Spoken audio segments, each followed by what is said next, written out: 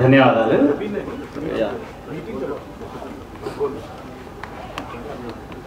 అందరికీ నమస్తే.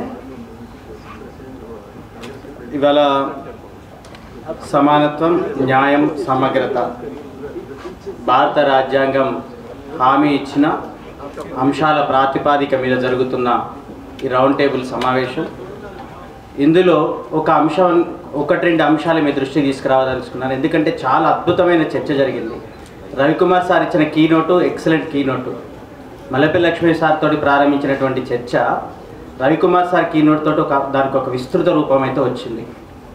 దీనికి బహుశా అంతిమ రూపం మరి 3 సార్లు ఎంపీగా ఎన్నికైన చీఫ్ గెస్ట్ గారు చేస్తారు.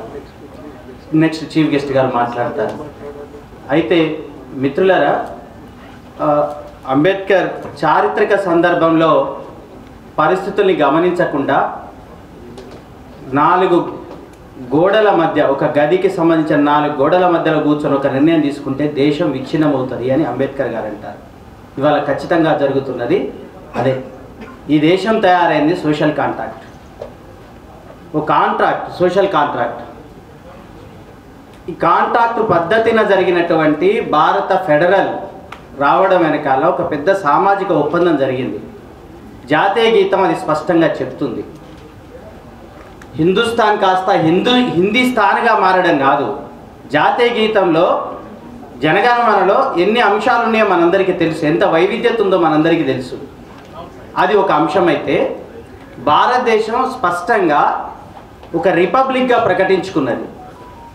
ఈ రిపబ్లిక్లో ప్రాథమిక అంశం ఒకరి ఆధిపత్యం ఒకరి ఆధిపత్యం కింద ఇంకొకరు బానిసలుగా ఉండకపోవటం, ఆధిపత్యాన్ని తొలగించడం, దక్షిణాది అధికారాల్ని, దక్షిణాది అవకాశాలని, హక్కుల్ని వలసగా మార్చుకునే ఓ ప్రక్రియ రావడం అంటే భారతదేశం రిపబ్లిక్ అనే పదాన్ని, ఆ స్వభావాన్ని కోల్పోతుంది. అమెరికాలో ఒక సంఘటన ఇది. డాక్టర్ బిఆర్ అంబేద్కర్ గారు రాష్ట్రాల విషయాల మీద మాట్లాడుతూ అమెరికాలో ఒక సంఘటన గురించి రాశారు. ఒక చిన్న సంఘటన అంబేద్కర్ గారి అభిప్రాయంలో చెప్తూ, O my lord bless our nation అని అక్కడ ఒక గీతం వచ్చింది. గీతం రాగానే తెల్లారి అమెరికా ప్రజలంతా ఒక పెద్ద రివోల్ట్ చేసిర్రు. ఇది స్పష్టంగా పెద్ద తప్పు, బ్లెస్ అవర్ నేషన్ కాదు, దీన్ని మార్చమని చెప్పిర్రు. వెంటనే పార్లమెంటు కూర్చొని మార్చాల్సిన పరిస్థితి వచ్చింది. O my lord bless our United Nations అనే పదాన్ని పెట్టాల్సి వచ్చింది. నేషన్స్ నుంచి యునైటెడ్ నేషన్స్ అనే పదం దాకా వచ్చింది. అది మనం అర్థం చేసుకుంటే ఫెడరల్ స్ఫూర్తి ఏందో తెలిసిపోతుంది. రెండో అంశం ఏంటి అంటే, ఇక్కడ యూనియన్ అనే పదం సెంట్రల్ అనే పదంగా మారిపోయింది. మన జీవితంలో మనం ఉపయోగించాల్సిన యూనియన్ కాస్త సెంట్రల్ అనే పదంగా మారడం అనేది భారతదేశ రాజకీయ పరిణామాల్ని చాలా అర్థం చేసుకునే విధంగా ఉంది. ఇందులో ఒక 2 అంశాలు మీ దృష్టికి తీసుకురావాలి.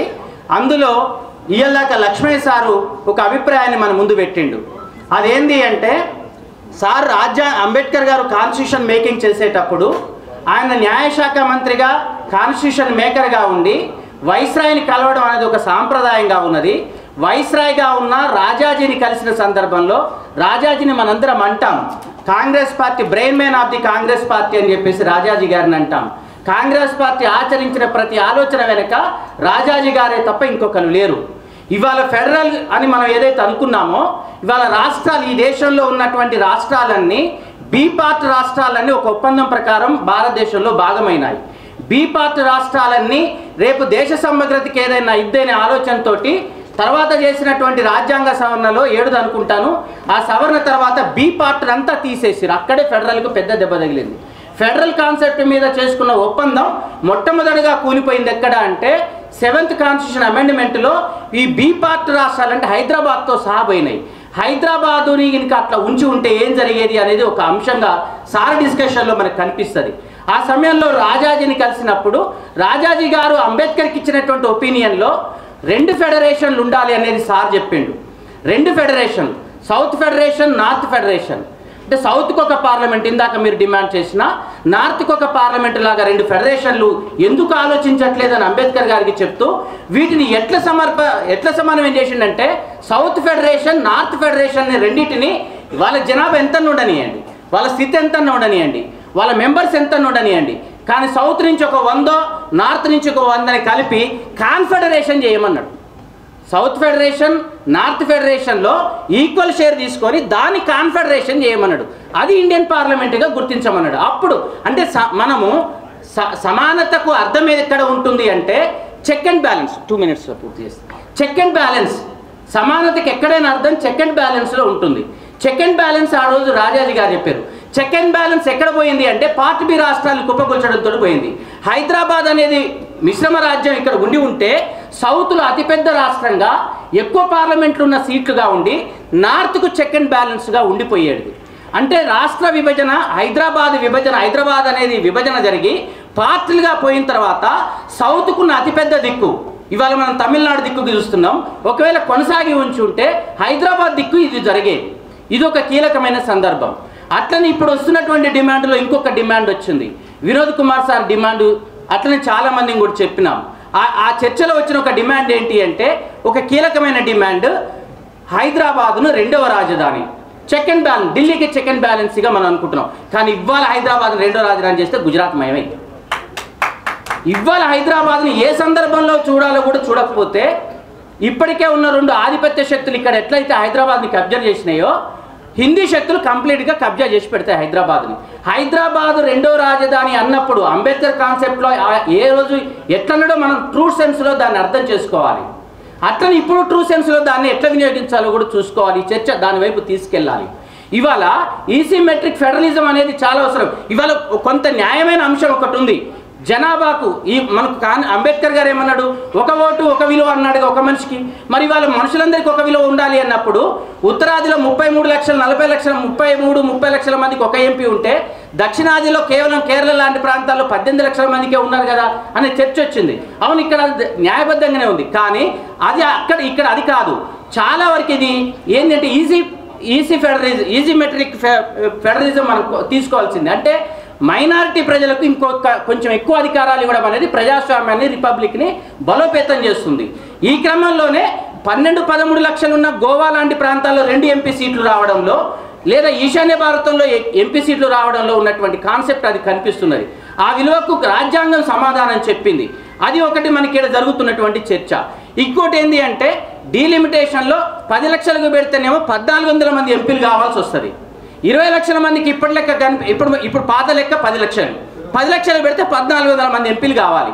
20 లక్షల మంది పెడితే 700 మంది ఎంపీలు కావాలి. మరి ఎంత ఈయన కట్టింది 800 మందికి, 888 మందికి ఈయన కట్టిండు. ఆల్రెడీ అల్ల విగ్రహాన్ని నిలబెట్టుకున్నాడు. ఆయన ఏంది సెంగోళ్ళు పెట్టుకున్నాడు. ఈ పార్లమెంట్ ఏందో, ఆ చర్చ్ ఏందో, డీసెంట్రలైజ్డ్ పరిస్థితి ఏందో మనకి ఆడ చూపించిండు ఆల్రెడీ. ఇదొక నేపథ్యం కనిపిస్తుంది. అసలు ఇవాళ డీలిమిటేషన్ ఈ దేశానికి ఏ మేరకు అవసరం ఉన్నది, ఏ మేరకు అందులో దళిత యాంగిల్ చూడాలో రవికుమార్ సార్ చెప్పిండు ఆల్రెడీ. ఆ చర్చను మొదలు పెడుతూ ఇంకొకటి అసలు ఇవాళ జరుగుతున్నటువంటి చర్చలో ఒక కీలకమైనటువంటి అంశం మీ దగ్గర తీసుకొస్తుంది ఏంటి అంటే నిజంగా ఇవాళ పార్లమెంటు సభ్యులు కానీ మనకి ఆల్రెడీ రాజకీయ పార్టీలు చేసిన నిర్వాహకం వల్ల రాజకీయాల మీద ఒక నిర్లిప్తత ఏర్పడ్డది. రాజకీయాల సమస్యను పరిష్కరించే ఒక కళాత్మక వస్తువు నుంచి సమస్యగా మారిపోయినాయి. ఇవాళ రాజకీయాల్లో ఒక కీలకమైనది ఏంటి అంటే అసలు పార్లమెంటు సభ్యుల్ని పెంచడం అంటే దుబారా కాదా, దుర్వినియోగం కాదా, ఇప్పుడున్న వాళ్ళు ఏమైనా పనిచేస్తున్నా? మీరు ఒక్కసారి గమనించండి. యుఎస్ఏలో పార్లమెంటు జరుగుతున్న దినాల సంఖ్య 146 సంవత్సరానికి. యుఎస్ఏలో పార్లమెంటు సమావేశం అవుతుంది 146. ఫ్రాన్స్ 120 రోజులు, యూకేలోని కామన్ సభ 143 రోజులు, జపాన్ 150 రోజులు సమావేశం అవుతుంది. ఇండియా 100 నుంచి 120 రోజులైతే 100 నుంచి 120 రోజులైతే అందున మోడీ గారు వచ్చినాక 17వ లోక్సభ కేవలం సంవత్సరంలో 55 రోజులు మాత్రమే సమావేశమైంది. 55 రోజులు సమావేశమయ్యే చర్చకు నిజంగా ఎంపీలు ఎవరు మాట్లాడుతారో మనకు తెలుసు. కేసీఆర్ లాంటి ఎంపీనో ఎమ్మెల్యేనో అయితే పార్లమెంటుకు కూడా పోడు. డిలిమిటేషన్ ప్రక్రియ ప్రాధాన్యత ఏముంటుంది? అసలు పార్లమెంటు సమావేశాలు జరగనప్పుడు, రాజకీయాల చర్చ జరగనప్పుడు పెరిగే ఎంపీల సంఖ్య మీ ఎంపీ రాజకీయ నాయకులు తిరిగే ఒక సౌకర్యాల కోసమా? ప్రజా నిర్ణయాలు నిజంగా చేయగలిగితే 365 రోజులు మీరు చర్చలో 200 రోజులన్నీ ఎందుకు కూర్చోరు? 55 రోజులకి ఎందుకు పరిమితం అవుతుంది? రాజకీయపరమైనటువంటి ఒక నేపథ్యం మనకు కనిపించాలి కదా. ఇది ఒకటి మనకు చాలా కీలకమైనటువంటిది. నిజమే, ఫైనాన్స్ విషయాల్లో చాలా చర్చ ఉంది. వీటితో పాటు ఇప్పుడు ఖచ్చితంగా చిట్ట చివరిగా మీకు చెప్తున్నది ఏంటంటే ఈ పొలిటికల్ ఆధిపత్యాన్ని లాంగ్వేజ్కి ఆధిపత్యాన్ని వీటన్నిటిని దెబ్బకొడుతూ చాలా వరకు ఇది ఫ్రీజింగే కాదు, దీని మీద అంతిమంగా ఒక పరిష్కారం దిశగా మనం ప్రయత్నం చేయాలి. అందుకు చొరవ తీసుకున్న తెలంగాణ జనసమితికి ప్రత్యేక అభినందనలు చెప్తూ, ఇంకా చాలా ఉన్నప్పటికీ ఉన్న అంశాల రీత్యా మన ప్రధాన వక్త ముఖ్య అతిథి ఉన్నాడు, వారు దీన్ని సంపూర్ణంగా సమీక్ష చేసి మన ముందు ఒక దిశానిర్దేశం చేస్తాడు. ఈ చర్చను మనం ఖచ్చితంగా ముందుకు తీసుకెళ్దాం. జరుగుతున్న వాటిలో రాజకీయ సంస్కరణలు, ఆర్థిక నేపథ్యం మీద పరిణామాలని వీటన్నిటిని చూస్తూ Ambedkar check and balance system ఏదైతే ఈ దేశానికి నిజంగా నిలబెడుతుంది అన్నాడో, check and balance system, Ambedkar చెప్పిన చెక్ అండ్ బ్యాలెన్స్ సిస్టమ్ వైపు మనం ప్రయత్నం చేద్దాం. అది అన్ని వైపులా సమాజంలోనూ రాజకీయాల్లోనూ అన్ని విషయాల్లోనూ అదే సరైనటువంటి పందా అని చెప్తూ thank you very much sir.